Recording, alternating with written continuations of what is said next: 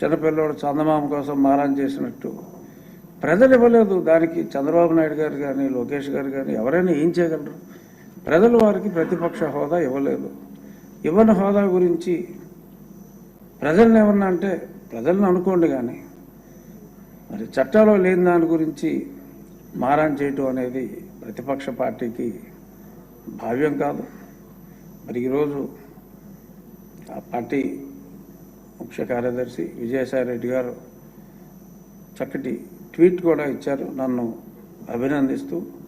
మరి సభ సజావుగా జరిగే విధంగా మీరు గతాన్ని గుర్తుపెట్టుకోకుండా చాలా బాగా నడిపిస్తారని చెప్పి it's a very positive statement.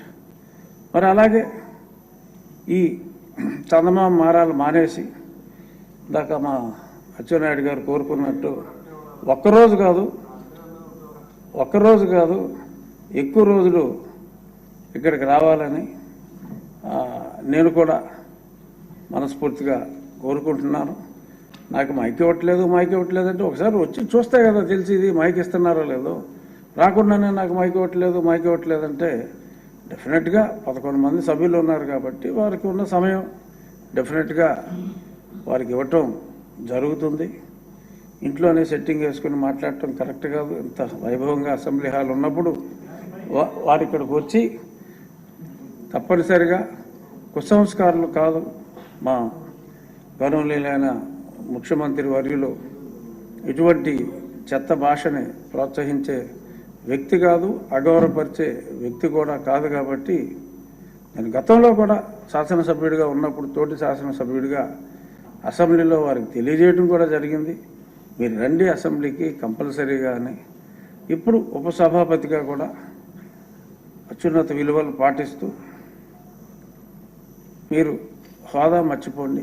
ఎందుకంటే నాకు తెలిసిన న్యాయ పరిజ్ఞానంలో ప్రతిపక్ష నాయకుడు హోదా రాదు.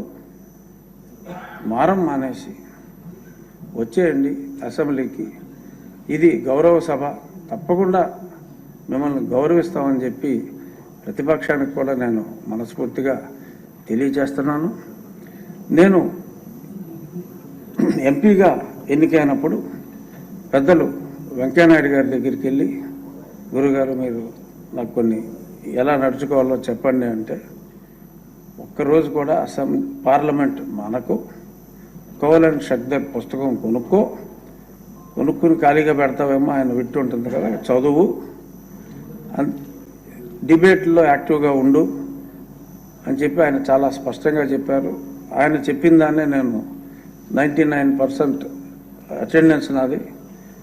ఒకరోజు సంతకం పెడతాం మర్చిపోయా, ఒక్కరోజు మటుకు కరోనా వచ్చినప్పుడు వెళ్ళలేకపోయా, 2 రోజులు నేను సభకి అటెండ్ అవ్వలేకపోయాను. సో అందరికీ దాకా లోకేష్ గారు కూడా అన్నారు చాలామంది కొత్త వాళ్ళు ఉన్నారని.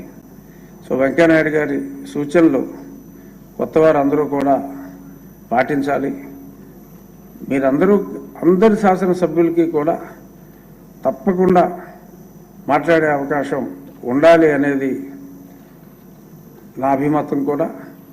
గతంలో లోక్సభలో ఉన్నప్పుడు కూడా ఒకసారి కూడా మాట్లాడిన వాళ్ళు చాలా పర్సంటేజ్ ఉండేవాళ్ళంటే అప్పుడు లోక్సభాపతి గారితో, ఓం బిర్లా గారితో నేను ఆయనతో చాలా స్నేహంగా ఉండేవాడిని. ఈ అందరికీ మాట్లాడే అవకాశం రావాలి అంటే ఎవరైనా మాట్లాడకపోతే వాళ్ళని వెతికి ఈరోజు నువ్వు మాట్లాడాలి అని చెప్పి ఇన్సిస్ట్ చేసి కూడా మాట్లాడించారు. అలాగా ఏ ఒక్కడిని కూడా అవకాశం ఉన్నంత వరకు నేను వదలను, కంపల్సరీగా మాట్లాడమనే కోరుకుంటాను. సమయం ఉన్నప్పుడు లైబ్రరీకి వెళ్ళి మరి గతంలో పెద్దలందరూ మాట్లాడిన ఆనిముత్యాలు లాంటి మాటలు, ఆ రోజుల్లో డిబేట్ అంటే నేను పార్లమెంట్ లైబ్రరీలో కూడా చాలా విన్నాను. చాలా కన్స్ట్రక్టివ్గా ఒక నాయకుడు ప్రతిపక్ష నాయకుడిని అద్భుతంగా గౌరవించే విధంగానే మరి సాగేవి. మరి ఈ బూతులు కల్చర్ అనేది అన్ఫార్చునేట్గా ఈ సభలోనే గతంలో జరిగింది. అటువంటిది డెఫినెట్గా రిపీట్ అవ్వదు. పెద్దలు పవన్ కళ్యాణ్ గారు ఒక సూచన చేశారు, విమర్శ మరి ఈ సోషల్ మీడియాని కంట్రోల్ చేసే విధంగా ఒక చట్టం అని, అంటే నా భాషలో ఎప్పుడు కూడా నేను తేడా మాట్లాడలేదు సార్ గతంలో కూడా. కానీ కొంచెం మీరు అన్నట్టు ఒళ్ళు దగ్గర పెట్టుకుని ఉండాల్సిన అవసరం ఉంది. సాధ్యమైనంత వరకు